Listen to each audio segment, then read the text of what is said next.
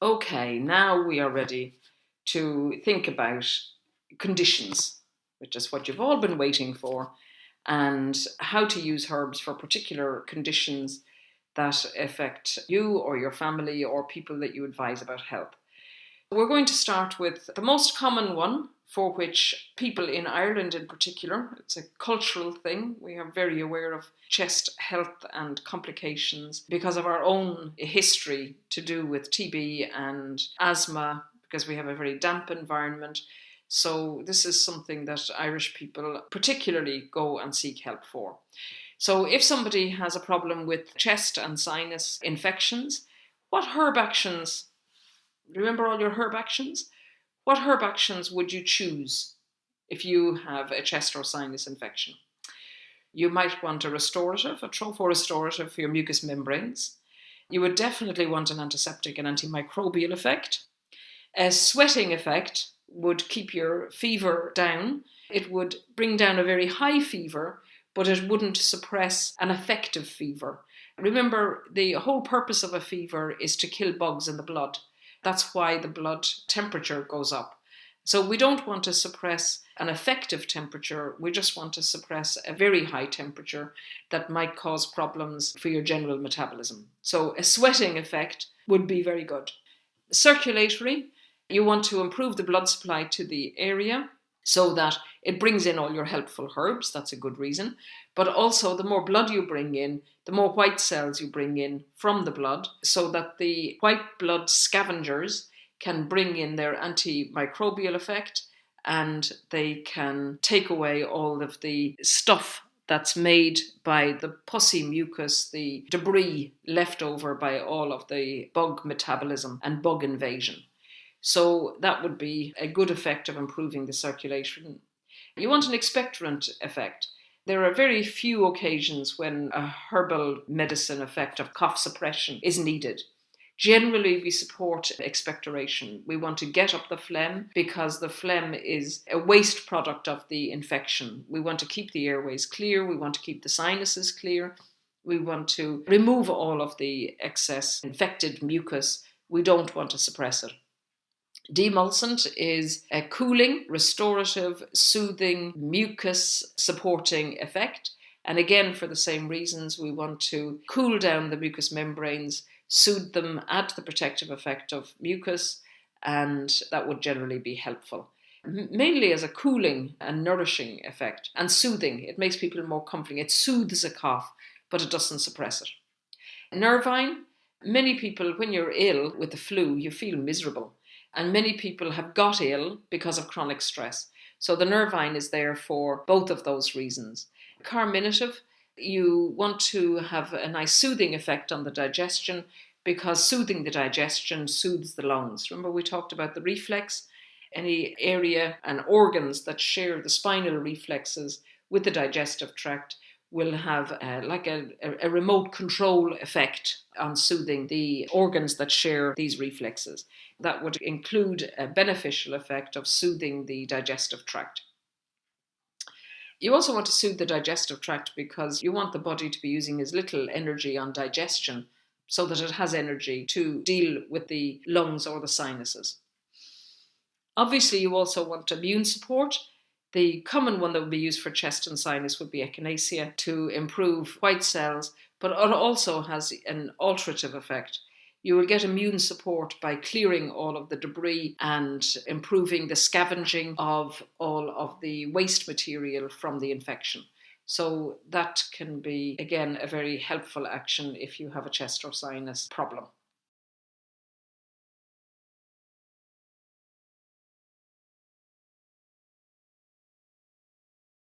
Over a period of time of looking after people with chest and sinuses, I sat down and thought, what would be a good, helpful blend for people with this condition? And the actions that I came up with matched these herbs.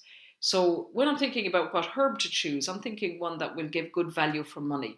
If it has a carminative effect and a diaphoretic effect, and had a slightly bitter action to support the bile in bile flow in a person who is generally hot, then I would choose a herb with all of those actions because it has a primary action and then a secondary and a tertiary action. And overall, you've got a good value for money herb, because we want to cover so many actions in the blend. And in the end, it's the blended action of the overall tonic that you're looking for, rather than the individual action of the different herbs. So Astragalus is a good immune tonic for a depleted immune system, and it's also a blood tonic. Marshmallow is a demulcent, nutritive, alterative, cough soothing, digestive soothing, and healing. So that sounds good. Garlic juice is antimicrobial and antispasmodic, and it stimulates bile and it promotes sweating. So that earns its keep, doesn't it? Echinacea stimulates the immune response, and it is an alterative via lymph. So lymph is a very important system for clearing the body and for clearing that extracellular fluid. I'll maybe talk about that a little bit later. Elderflower is antiviral and anti-catarrh. It's particularly useful for chest and sinus blends. It also, as a small action, is like a nervine to the muscular system, in that it helps to release the background tension. It's not antispasmodic and it's not relaxant, but it just has a gentle effect on relaxing the muscles, particularly of the chest and the shoulders. A bit like after you sigh, you get that nice relaxed feeling. That's one of the traditional described effects for elderflower. Sage is antimicrobial, circulatory, and good for hormone balance. So I'm particularly looking for the antimicrobial effect in this, but the circulatory effect is very nice. Hormone balance is always an added benefit. Thyme is antimicrobial, antispasmodic, and expectorant. Wouldn't dream of leaving it out of chest and sinus blend.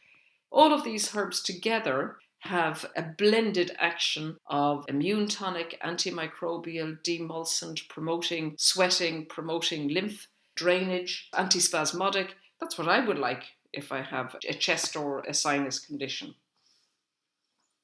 One of the most important things with using these herb blends is that you use them as early as possible, and they're suitable for mild to moderate conditions. So you want somebody who starts getting a cold, they have a runny nose, sneezing attacks, they have a tickle in their soft palate, or they get that feeling of being absolutely frozen to the bone, something which gives them that uh-oh moment. Uh-oh, I'm getting a cold. Sometimes some of my patients will even use this if everybody else around them has a cold, before they get any symptoms themselves. So you want to use it within minutes to an hour of getting that uh-oh feeling. I recommend that people who are prone to chests and sinus problems have a bottle of this chest and sinus blend in their cupboard. So if they wake at 4 o'clock in the morning with that uh-oh moment, they're down the stairs or along to the kitchen or their bathroom and taking a dose of the chest and sinus blend.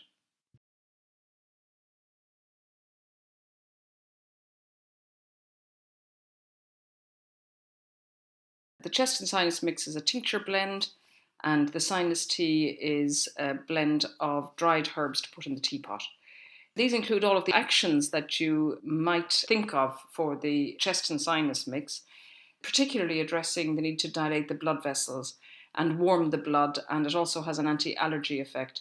People describe sinus problems and migraine and allergies as though these were self-evident, as though one doesn't merge into the other.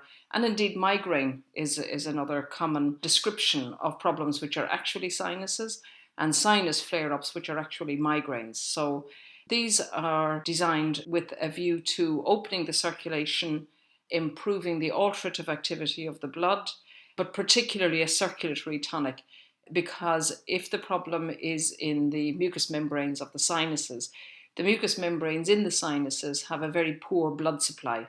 The mucous membrane and the blood supply is dragged in from the nostrils to line this hole in the bone on either side of the nose and also above the eyebrows. The problem with the sinuses on either side of the nose is that the drainage passage is at the top of the chamber, so it can fill up with mucus and infected mucus for sinusitis, and this has very poor drainage because it's an anti-gravity effect. So entirely due to our origins as four-legged species, this is a poor adaptation. So the circulatory aspect of this, to get the herbs into this cold bony space, is very important in the sinus tea. So the sinus tea and the chest and sinus blend are designed to be used together. For people who have chronic sinuses, they use the sinus tea for several months at a time, particularly during the winter. It helps keep the sinuses ventilated and a good warm circulation and to keep the whole area clear. Herbs included in the sinus tea are cayenne, which is a circulatory tonic.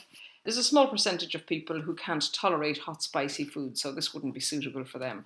But in general, cayenne is also good for blood pressure, it's good for digestion, it's good for irritable bowel, and it's also good for the sinuses. So it's a circulatory tonic.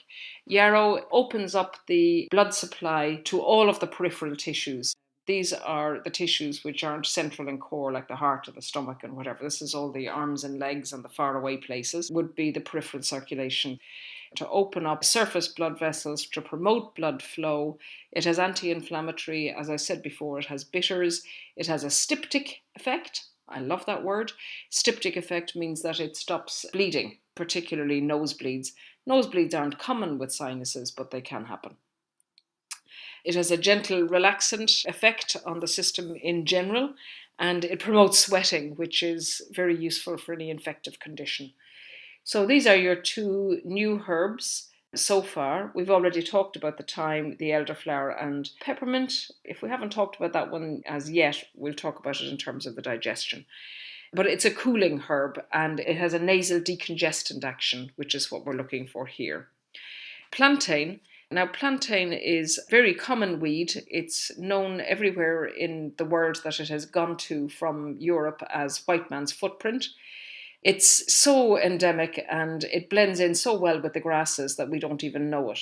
It's cooling, soothing, expectorant, demulcent, astringent, antimicrobial, anti-allergy, and promotes drainage via the lymphatic system. So I think we would all agree that that is a very nice effect to have when you have acute or indeed chronic sinusitis, or your sinuses are constantly in poor condition so that they are prone to flare-ups of infections if there are viruses in your environment. So that's how the sinus tea works with the chest and sinus blend. The sinus tea is particularly circulatory and supportive of the mucous membranes. It's a mixture of heating because of the circulatory effect of opening the blood circulation, but also cooling because of the demulcent effect. And the body really chooses how much of each action it needs for its own healing.